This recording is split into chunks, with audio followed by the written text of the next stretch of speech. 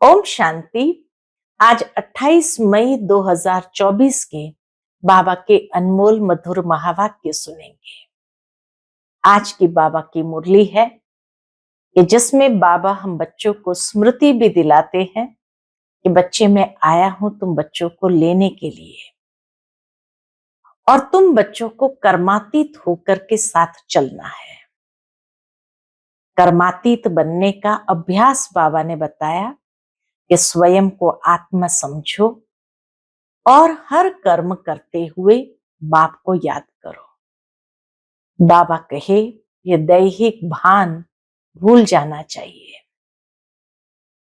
दैहिक दृष्टि न हो, आत्मिक दृष्टि को विकसित करो। आत्मा रूप में भाई भाई है, तो जब इस दृष्टि को पक्का करेंगे तब बाबा कहे पुरुषार्थ की मंजिल को प्राप्त कर सकेंगे। पुरुषार्थ की मंजिल है कर्मातीत स्थिति। दूसरी विशेष बात बाबा ने कहा कि बच्चे दैहिक संबंधों को भी भूलना है। देह सहित देह के सर्व संबंधों को भूलना है। उसके लिए सर्व संबंध एक बाप से जोड़ना है और सर्व संबंधों के आधार से उनको याद करना है।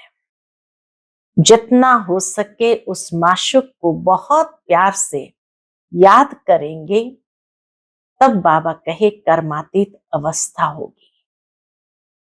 तो एक तो स्वयं की देह को भूलना है, दूसरा देह के सर्व संबंधों को भूलना है। और ये स्मृति रहे ये बाप भी है, टीचर भी है, सतगुरु भी है। तो सुनते हैं आज के बाबा के अनमोल मधुर महावाक्य। ओम शांति। मीठे बच्चे, बाप है सर्व संबंधों के प्यार की सैकरीन। एक मीठे माशूक को याद करो तो बुद्धि सब तरफ से हट जाएगी। आज की मुरली का प्रश्न है, कर्मातीत बनने का सहज पुरुषार्थ व युक्ति कौन सी है? उत्तर, भाई भाई की दृष्टि को पक्का करने का पुरुषार्थ करो। बुद्धि से एक बाप के सिवाय और सब कुछ भूल जाए, कोई भी देहधारी संबंध याद न आए, तब कर्मातीत बनेंगे। अपने को आत्मा भाई भाई समझना यही पुरुषार्थ की मंजिल है। भाई भाई समझने से देह की दृष्टि, विकारी ख्यालात खत्म हो जाएंगे। ओम शांति। डबल ओम शांति। डबल कैसे हैं यह तो तुम बच्चों की ही बुद्धि में है। बाप भी बच्चों को ही बैठ समझाते हैं। पहले तो बाप का निश्चय होना चाहिए, क्योंकि ये बाप भी है, टीचर भी है, गुरु भी है। यूं तो लौकिक रीति से अलग अलग होते हैं, दुनिया में तो अलग अलग होते हैं। टीचर जवानी में किया जाता है, गुरु 60 वर्ष की आयु के बाद करते हैं। यह तो जब आते हैं, शिव बाबा जब आते हैं, तीनों ही इकट्ठी सर्विस करते हैं। कहते हैं छोटे बड़े सब पढ़ सकते हैं। बच्चों की ब्रेन अच्छी फ्रेश होती है। छोटे बच्चों की ब्रेन अच्छी फ्रेश होती है। यह तो बच्चे समझ गए। छोटे बड़े सब जीव की आत्मा जरूर है। आत्मा जीव में प्रवेश करती है। आत्मा और जीव में फर्क तो है ना। जीव शरीर को कहा जाता है, आत्मा जीव में प्रवेश करती है। यहां तुम बच्चों को आत्मा और परमात्मा का ज्ञान दिया जाता है। आत्मा तो अविनाशी है, बाकी शरीर यहाँ भ्रष्टाचार से पैदा होता है। वहां तो भ्रष्टाचार का नाम ही नहीं होता। गाया जाता है संपूर्ण निर्विकारी दुनिया। श्रेष्ठाचारी और भ्रष्टाचारी अक्षर है।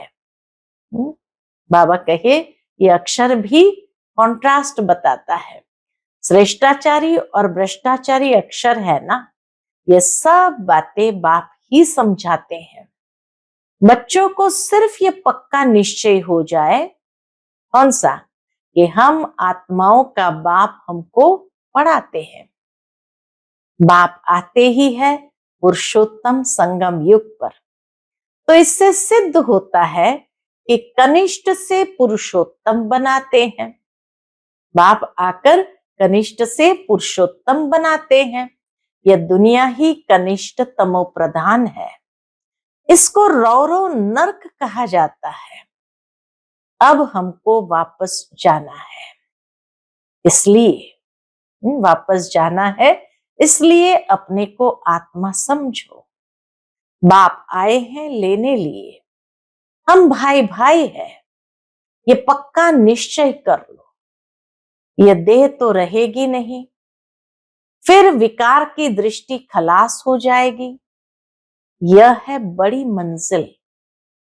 इस मंजिल पर बहुत थोड़े पहुंच सकते हैं, मेहनत है।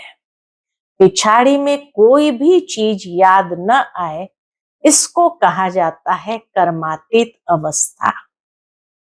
यह देह भी विनाशी है, इससे भी ममत्व निकल जाए।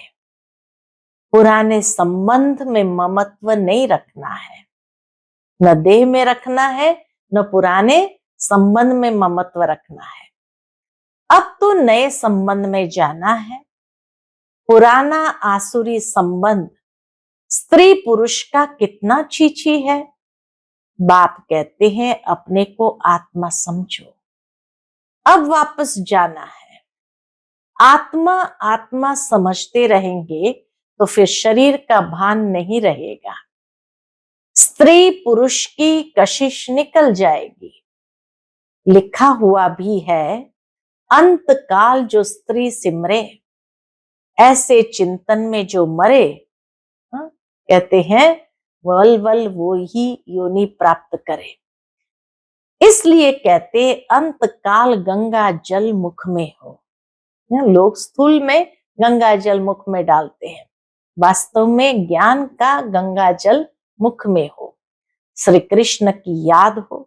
ऐसे दुनिया में समझते हैं कि स्थूल गंगा जल हो और श्री कृष्ण की याद हो। भक्ति मार्ग में तो श्री कृष्ण की याद रहती है। श्री कृष्ण भगवान वाच कह देते हैं। यहाँ तो बाप कहते हैं देह को भी याद नहीं करना है। अपने को आत्मा समझो और सब तरफ से दिल हटाते जाओ। सभी संबंधों का प्यार एक में जैसे सैकरीन हो जाता है, सबका मीठा और फिर सबका माशुक भी है। शिव बाबा सबका मीठा और फिर सबका माशुक भी है। माशुक एक ही है, परंतु भक्ति मार्ग में नाम कितने रख दिए हैं। भक्ति का विस्तार बहुत है। यज्ञ तप दान तीर्थ व्रत करना, शास्त्र पढ़ना, ये सब भक्ति की सामग्री है। ज्ञान की सामग्री तो कुछ भी है नहीं। यह भी तुम नोट करते हो समझाने के लिए, बाकी तुम्हारे कागज आदि कुछ भी रहेंगे नहीं। बाबा कहे तुम्हारे कागज आदि कुछ भी रहेंगे नहीं। बाप समझाते हैं बच्चे तुम शांति धाम से आए थे, शांत ही थे। शांति के सागर से तुम शांति का, पवित्रता का वर्षा लेते हो। अभी तुम वर्षा ले रहे हो ना, ज्ञान भी ले रहे हो। स्टेटस सामने खड़ा है, स्टेटस सामने खड़ा है। यह ज्ञान सिवाय बाप के और कोई दे न सके। यह है रूहानी ज्ञान। रूहानी बाप एक ही बार आते हैं रूहानी ज्ञान देने लिए। उनको कहते भी है पतित पावन। सुबह को बच्चों को बैठ ड्रिल कराते हैं। वास्तव में इसको ड्रिल भी नहीं कहा जाए। बाप सिर्फ कहते हैं बच्चे अपने को आत्म समझ मुझे याद करो। कितना सहज है। तुम आत्मा हो ना, कहां से आए हो? परमधाम से। ऐसे और कोई भी पूछेंगे नहीं। दुनिया में तो कोई भी ये जानते ही नहीं, तो पूछेंगे कैसे? पारलौकिक बाप ही बच्चों से पूछते हैं, बच्चों परमधाम से आए हो ना, इस शरीर में पाठ बजाने। पाठ बजाते बजाते अब नाटक पूरा हुआ। आत्मा पतित बनी तो शरीर भी पतित बना है। सोने में ही अलॉय पड़ती है, फिर उनको गलाया जाता है। वह सन्यासी लोग ऐसे अर्थ कभी नहीं समझाएंगे। वह तो ईश्वर को जानते ही नहीं। बाप से योग रखो ये मानते ही नहीं। बाप जो सिखलाते हैं वह और कोई सिखला न सके। इसमें तो प्रैक्टिकल में मेहनत करनी होती है। बाप तो कितना सहज कर समझाते हैं। गाते भी है, पतित पावन है, सर्वशक्तिमान है। उसे ही श्री श्री कहा जाता है। और श्री कहा जाता है देवताओं को, उनको शोभता है। श्री देवताओं को शोभता है, श्री लक्ष्मी श्री नारायण। उन्हों की आत्मा और शरीर दोनों पवित्र है। आत्मा को तो कोई निर्लेप कह न सके। आत्मा ही 84 जन्म लेती है, परंतु मनुष्य न जानने के कारण अनराइटियस बन पड़े हैं। एक बाप ही आकर राइटियस बनाते हैं। रावण अनराइटियस बनाते हैं। चित्र तो तुम्हारे पास है, बाकी ऐसा 10 शीश वाला रावण कोई होता नहीं। सतयुग में तो रावण है नहीं, ये तो क्लियर है। परंतु जो सुनने वाले होंगे वह कहेंगे यहाँ का सैपलिंग है। कोई थोड़ा सुनेंगे, कोई बहुत भी सुनेंगे। भक्ति मार्ग का देखो विस्तार कितना है। अनेक प्रकार के भक्त है, और फिर पहले से ही सुना है भगाते थे। श्री कृष्ण के लिए भी कहते हैं ना भगाया।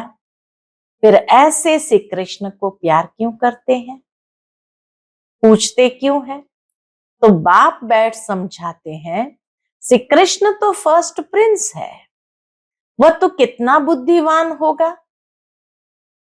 सारे विश्व का मालिक क्या कम बुद्धिमान होगा? वहां उन्हों को वजीर आदि होते नहीं, तो कितना बुद्धिमान होगा। राय लेने की दरकार नहीं, राय लेकर तो संपूर्ण बना है। फिर राय क्या लेंगे? तुमको आधा कल्प कोई की राय नहीं लेनी होती है। स्वर्ग और नरक का नाम भी सुना है। या तो स्वर्ग हो न सके। पत्थर बुद्धि है जो समझते हैं यहाँ हमको धन है, महल आदि सब है, यही स्वर्ग है। परंतु तुम जानते हो स्वर्ग तो है नई दुनिया। स्वर्ग में तो सब सदगति में होते हैं। स्वर्ग नरक इकट्ठा थोड़ी होगा।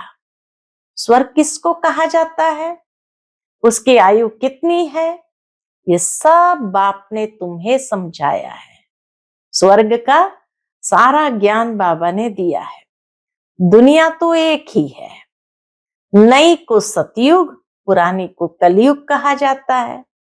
अब भक्ति मार्ग खलास होना है। भक्ति के बाद चाहिए ज्ञान। सभी जीव आत्माएं पाठ बजाते बजाते पतित बने हैं। यह भी बाप ने समझाया है। तुम सुख जास्ती पाते हो। 3/4 है सुख, बाकी 1/4 है दुख। इसमें भी जब तमो प्रधान हो जाते हैं तब दुख जास्ती होता है। आधा आधा हो तो मजा ही कैसे हो। मजा तब है जबकि स्वर्ग में दुख का नाम निशान नहीं रहता। तब तो स्वर्ग को सब याद करते हैं। नई दुनिया और पुरानी दुनिया का ये बेहद का खेल है जिसको कोई जान नहीं सकता। बाप भारतवासियों को ही समझाते हैं। बाकी जो सब है वह आधा कल्प में ही आते हैं। आधा कल्प में हो सिर्फ तुम सूर्यवंशी चंद्रवंशी। हाँ, सतयुग त्रेता में सिर्फ हम ही हैं सूर्यवंशी चंद्रवंशी के रूप में। तुम पवित्र रहते हो इसलिए तुम्हारी आयु बड़ी रहती है और दुनिया भी नई है। वहां एवरीथिंग न्यू, अनाज पानी धरनी आदि सब नया। आगे चलकर तुम बच्चों को सब साक्षात्कार कराते रहेंगे कि ऐसे ऐसे होगा। शुरू में भी हुए फिर पिछाड़ी में भी होने चाहिए।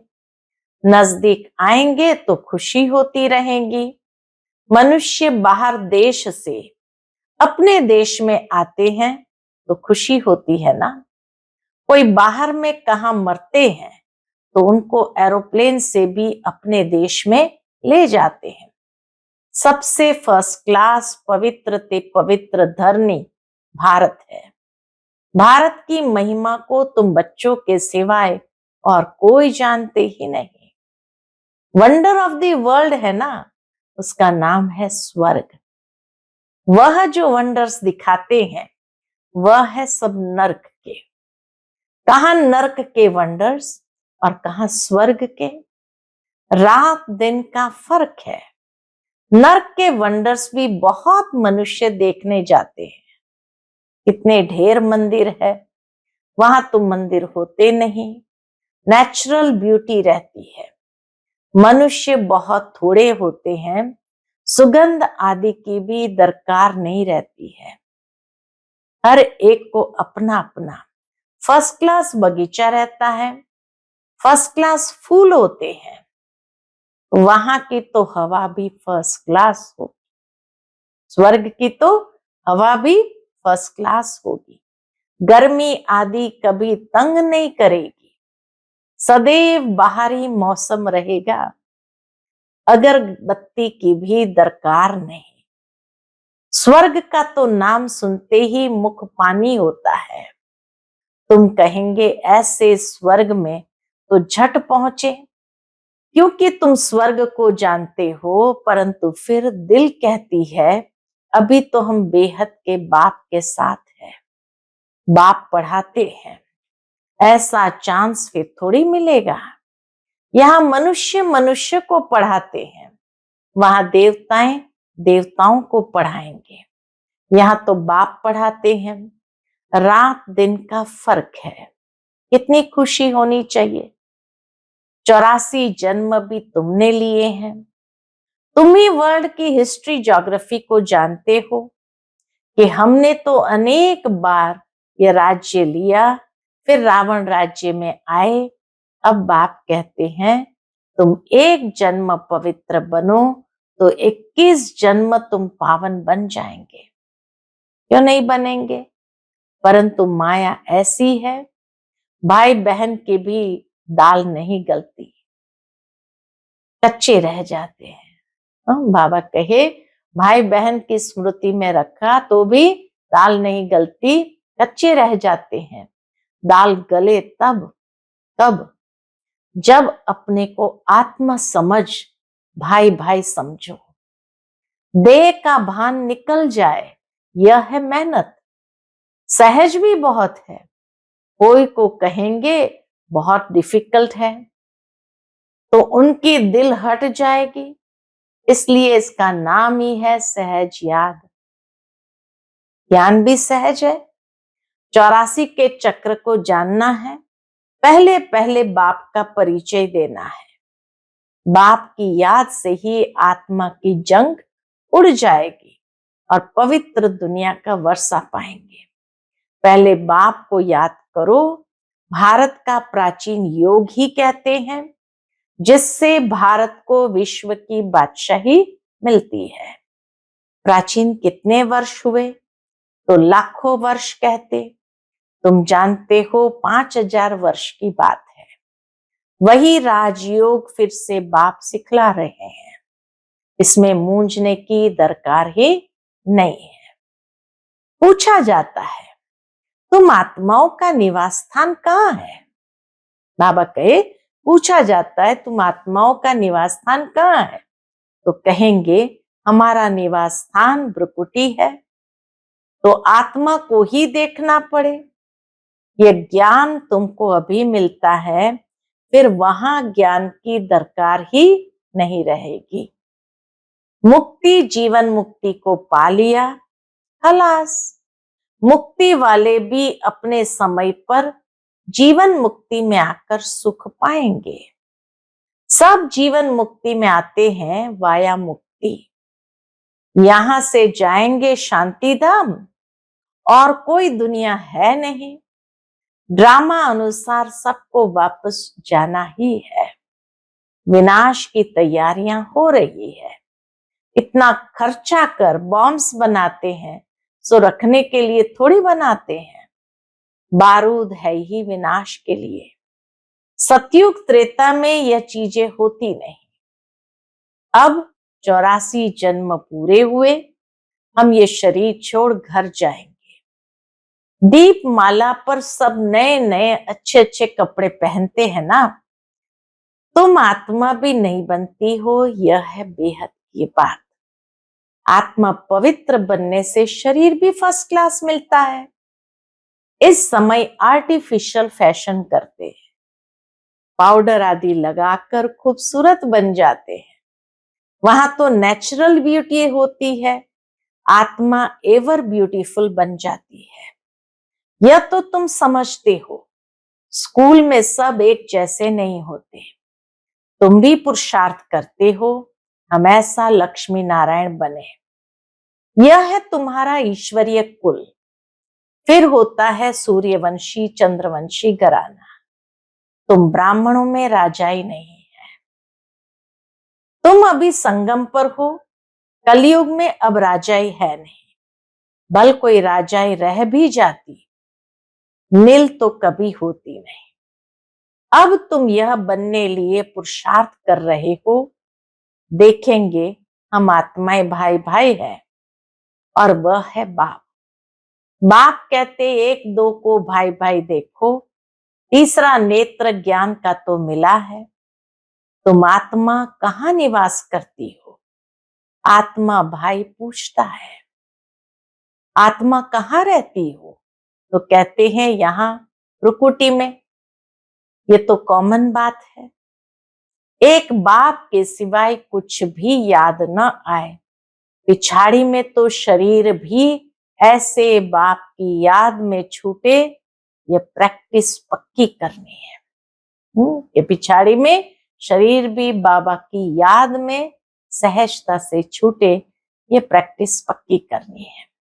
अच्छा, मीठे मीठे सिकिलदे बच्चों प्रति माता पिता बाप दादा का याद प्यार और गुड मॉर्निंग। रूहानी बाप की रूहानी बच्चों को नमस्ते। हम सभी रूहानी बच्चों की रूहानी माता पिता बाप दादा को याद प्यार गुड मॉर्निंग और नमस्ते। नमस्ते, शुक्रिया बाबा, शुक्रिया। आज के मुरली से धारणा के लिए मुख्य सार है। पहली पॉइंट, सतयुग में फर्स्ट क्लास सुंदर शरीर प्राप्त करने के लिए अभी आत्मा को पावन बनाना है, कट उतार देनी है, आर्टिफिशियल फैशन नहीं करना है। दूसरी पॉइंट, एवर पवित्र बनने के लिए प्रैक्टिस करनी है कि एक बाप के सिवाय कुछ भी याद न आए, यह देह भी भूली हुई हो, भाई भाई की दृष्टि नेचुरल पक्की हो। आज का बाप दादा का मधुर वरदान हम बच्चों के प्रति है, शुभ भावना शुभ कामना के सहयोग से आत्माओं को परिवर्तन करने वाले सफलता संपन्न भव। शुभ भावना शुभ कामना के सहयोग से आत्माओं को परिवर्तन करने वाले सफलता संपन्न भव। जब किसी भी कार्य में सर्व ब्राह्मण बच्चे संगठित रूप में अपने मन की शुभ भावनाओं और शुभ कामनाओं का सहयोग देते हैं, तो इस सहयोग से वायुमंडल का किला बन जाता है, जो आत्माओं को परिवर्तन कर लेता है। जैसे 5 उंगलियों के सहयोग से कितना भी बड़ा कार्य सहज हो जाता है, ऐसे हर एक ब्राह्मण बच्चे का सहयोग सेवाओं में सफलता संपन्न बना देता है। सहयोग की रिजल्ट सफलता है। आज का स्लोगन है, कदम कदम में पद्मों की कमाई जमा करने वाला ही सबसे बड़ा धनवान है। कदम कदम में पद्मों की कमाई जमा करने वाला ही सबसे बड़ा धनवान है। अच्छा, ओम शांति।